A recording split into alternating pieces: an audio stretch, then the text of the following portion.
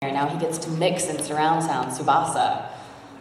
And another ADR engineer is Justin Cook, who turned into an actor for Yu Yu Hakusho and a director for Yu Yu Hakusho and Kitty Grade and Fruits Basket. And now he's my boss. He's our big head honcho producer. So I think for a living for a while there, he got to watch anime for a living.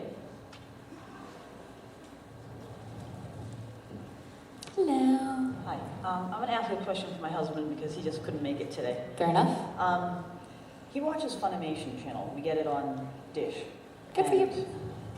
And like every show that comes on, Kitty Grade, Negama, Kodacha, your name is on all of them. Plus Salty Ray we picked up for an anniversary or something at Best Buy. And he's like, there she is again. There she is again. I did mention I have no life, right? Well, that's kind of my question. He's like, how much does she do at one time? How many shows do you work on at one time? And is that like other actors? How much downtime does actors typically have, and how much do you have? Right. No. Well, to sum that all up, Justin came to me one day and was like, so the vice president wants to know if you ever sleep. Because apparently every paper that had crossed their desk that day, my name was on. I started out acting, and I just lucked into that directing. I was a lead in Kitty Grade, and the Kitty Grade director became a producer, and he needed somebody who was close to the project to direct it, so I lucked into that. And I have a complete inability to say no.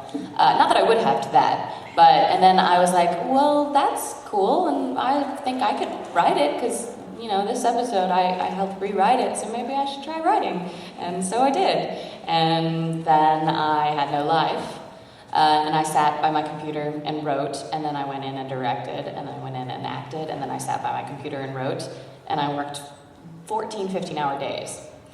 7 days a week. And then I stopped writing, and all was well, and the sun shone. And now I added producing to that mix, and I am at the studio. My life is I go to a studio in Fort Worth and record for 3 hours, and then I drive to Dallas and read textbooks for a voiceover for 4 hours, and then I go to Funimation and I direct for 4 hours, and I act for another 2. It's a busy life, but it's so much better. I mean, look what I'm doing. This is my career. My goal when I was an actress, when I was in theater, was to be in the industry, making my way just with this. That was my whole goal. I don't care if I'm a star. I didn't care if I was famous. I just wanted to act for a living. And I've been doing that for 3-4 years. So, I'm happy. Sleepy, but happy. I was just wondering, how does your company come into contact with new animes that are coming out in Japan?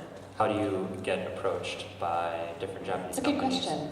And what would your relationship be with fan subbing and any type of information that comes over to America before it's officially released?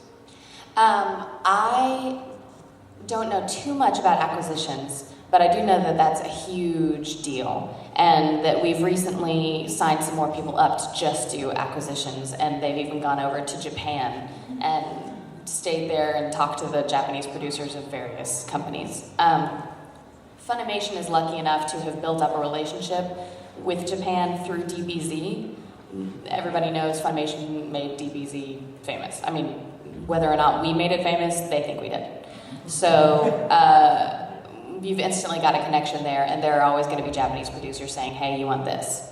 It depends on how much you want to pay for a show, and sometimes things will, people wondered why we didn't fight harder for Bleach and stuff like that, and it's just a matter of, can't fight for everything. The way we choose what's coming over, my guess is they try to find out what's popular over there. I think we're moving more towards let's watch them a lot before we bring them over. which is something that I've supported. I would like to see that happen more. Like, I'd like for us to know before we bring it over that Case Closed is not for kids. And I think that Funimation has just made huge strides towards that. And then you had one other question. About fan subbing. Fan subbing, yes.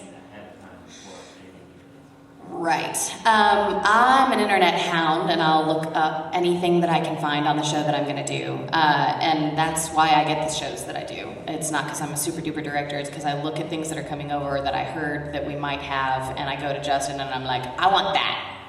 So I look things up on the internet a lot. And I don't agree with fan subbing. I think that fan subbing, it takes money away from the American anime industry, and it makes it pretty difficult for us to not go to iTunes. It makes it difficult for us to, I mean, it's the same thing that piracy is doing to the CD business. Having said that, in my career, it is extremely helpful sometimes to see them, because if I can find information faster than other people, then that's good.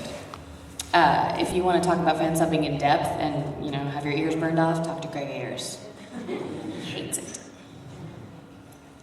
Hello. Hello.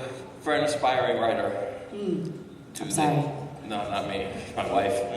Oh, I'm sorry. Do they take from outside the industry, or is it all just whoever happens to be there? Right. They used to. They used to take from outside the industry. They used to be looking for writers, real writers.